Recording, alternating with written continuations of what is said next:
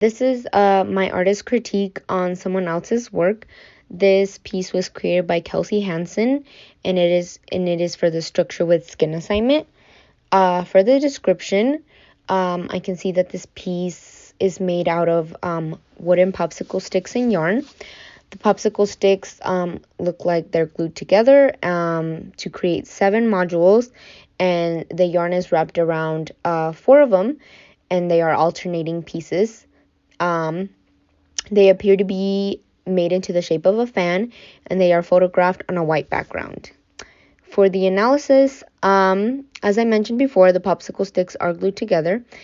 Specifically at the bottom, they are all glued together, and they are made into the module. The modules are made out of triangle shapes, including the empty spaces in between. The ones that are also wrapped in yarn. So for my interpretation, when I first saw this, it was easy to interpret. I thought of a fan immediately, a hand fan. For me, this symbolizes many things. It reminds me of women and femininity. When I think of hand fans specifically, I think of the Chinese hand fans. And while doing a little bit of research, I found out that during the mid-Ming Dynasty, folding fans were very popular in China, and they would symbolize wealth and nobility.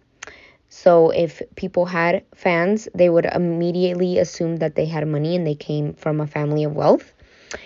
So by wrapping this with yarn, I also think of femininity, but in a different way. Yarn can be soft, and it can be used to make clothing, which is also stereotypically a test that could be associated with women, specifically women of the working class.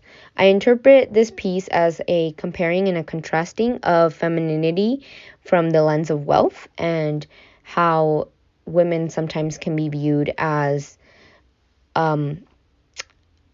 women with money, and then women without money. So for the judgment and evaluation, the construction of this piece is made very well. I can really see that the artist took the time and the dedication into making this, and it really does show. The piece is easy to read. It looks like a fan.